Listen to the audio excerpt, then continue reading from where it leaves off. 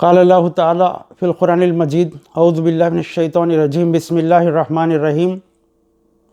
شہر رمضان الذی انزل فیہ القرآن ھدی للناس وبینات من الہدی والفرقان۔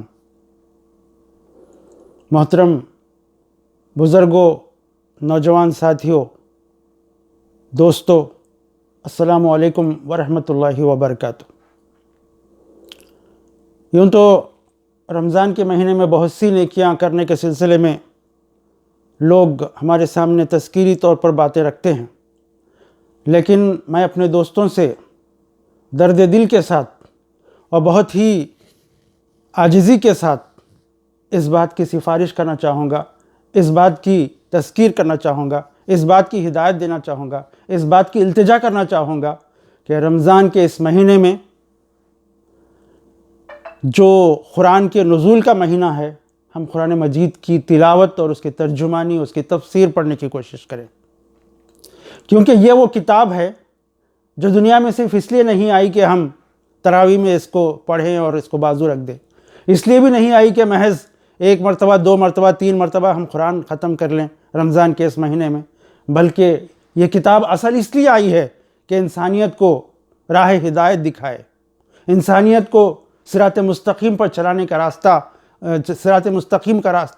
مستقیم دکھائے، اور اس لیے آئی ہے کہ لوگ اس پر عمل کریں، اس کو سمجھیں۔ اگر ہم اپنی زندگی میں ایک مرتبہ بھی قرآن کو پوری تفسیر کے ساتھ، ترجمے کے ساتھ سمجھنے کی نیت سے ہم نہیں پڑھیں گے تو آپ اندازہ لگائیے کہ ہم کس منہ سے یہ کہہ سکیں گے کہ ہم قرآن کے علمبردار ہیں، قرآن کو ماننے والے ہیں، قرآن کو اللہ کی کتاب اور احکام کی کتاب سمجھتے ہیں۔ بہت سے لوگ یہ کہتے ہیں کہ قرآن مجید پڑھنے سے ہم کو سمجھ میں نہیں آئے گی، لیکن میں آپ کو یقین دلانا چاہتا ہوں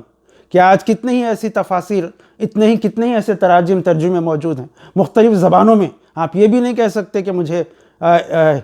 اردو نہیں آتی، مجھے فلاں نہیں آتی۔ اس کا ترجمہ مختلف زبانوں میں ہو چکا ہے، چاہے وہ انگلش میں ہو، تیلگو میں ہو، ہندی میں ہو، مراٹھی میں ہو، گجراتی میں ہو، بنگالی میں ہو، پنجابی میں ہو، اڑیا میں ہو، تیلگو میں ہو،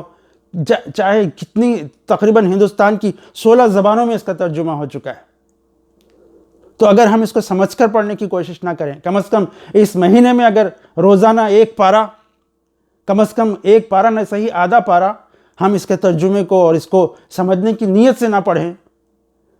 کیونکہ یہ وہ کتاب ہے جس نے صحابہ کو، جو ایک عام عرب تھے،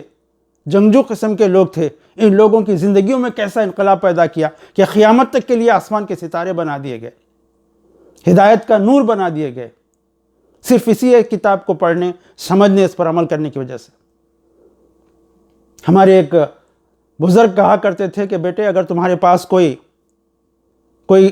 خط آئے کسی اپنے دوست کا جو ایسی زبان میں ہو جو آپ کو سمجھ میں نہیں آتی، تو آپ اس وقت تک نہیں اس کو تابدان میں رکھ دیتے جب تک کہ اس کو سمجھنے کی کوشش نہ کریں۔ اگر وہ کسی اور زبان میں ہے تو اس زبان کو جاننے والے شخص کے پاس لے جائیں گے اور پوچھیں گے کہ اس کے اندر کیا لکھا ہوا ہے۔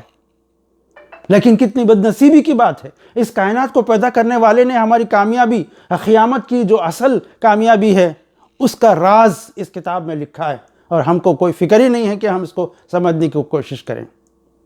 بعض لوگ یہ کہتے ہیں یا سمجھتے ہیں کہ اگر سمجھیں گے تو عمل کرنا پڑے گا، لیکن یاد رکھیے کہ قانون اور تفصیلات کو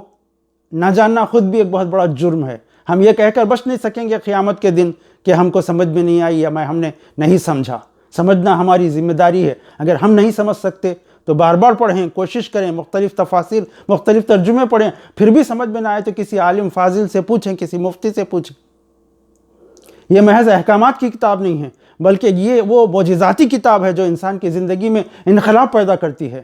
سوتے ہوئے جذبوں کو جگاتی ہے، آخرت کی تڑپ پیدا کرتی ہے، فکر پیدا کرتی ہے، اس پر عمل کرنے کا جذبہ انسان کے اندر پیدا کرتی ہے۔ طرح طرح سے اللہ تعالیٰ نے انسان کو سمجھانے کی کوشش کی ہے۔ اس کتاب کے ذریعے سے ہماری زندگیوں میں انقلاب آ سکتا ہے۔ ہم اس کو پڑھنے کی، سمجھنے کی کوشش کریں۔ اگر اس کتاب کے اندر ہم صرف تلاوت کرتے رہیں تو بے شک اس کا ثواب ضرور مل جائے گا، لیکن جب تک کہ ہم اس کو سمجھنے کی کوشش نہ کریں، اس کے ترجمے کو، اس کی تفسیر کو، کن حالات میں نازل ہوا، کیا اس وقت حالات تھے اور اس کا کیا مفہوم نکلتا ہے، کتنے اس سے احکامات نکلتے ہیں، اور آج کی دنیا کے اندر اس کے ذریعے سے ہم کو کیا رہنمائی ملتی ہے، اور کیا اس کے ذریعے سے ہم کو اصول و ضوابط ملتے ہیں جس پر عمل کر کے ہم دنیا اور آخرت کے اندر کامیابی حاصل کر سکتے ہیں۔ یاد رکھیے کہ اصل کامیابی آخرت کی کامیابی ہے۔ دنیا کے اندر چاہے کوئی آدمی کروڑپتی ہو جائے، طرح طرح کی آسائشوں کی چیزیں جمع کر لے، چاہے وہ 100 سال کی عمر پالے، چاہے اس کی اولاد اور اس کی دولت میں ڈھیر لگ جائیں، کئی اس کو نعمتیں مل جائیں، لیکن یہ کامیابی نہیں ہے۔ قرآن مجید میں یہ کہا گیا ہے،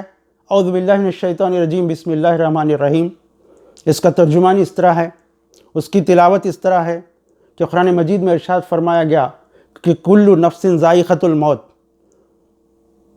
وانما توفون اجورکم یوم القیامہ فمن زحزح عن النار وادخل الجنہ فقد فاز، کہ ہر جاندار کو موت کا مزہ چکھنا ہے اور تم کو آخرت میں تمہارے اعمال کا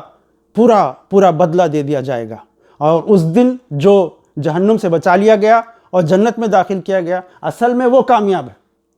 وَمَا الْحَيَاةُ الدُّنْيَا إِلَّا مَتَاعُ الْغُرُورِ، یہ کہا گیا کہ دنیا جو ہے وہ ایک دھوکہ دینے والی چیز ہے، دھوکہ والی، جس طرح سے ایک ڈرامہ ہوتا ہے کہ ڈرامے میں کوئی ایک بادشاہ بنتا ہے، کوئی ایک سپاہی بنتا ہے، کوئی ایک درباری بنتا ہے، کوئی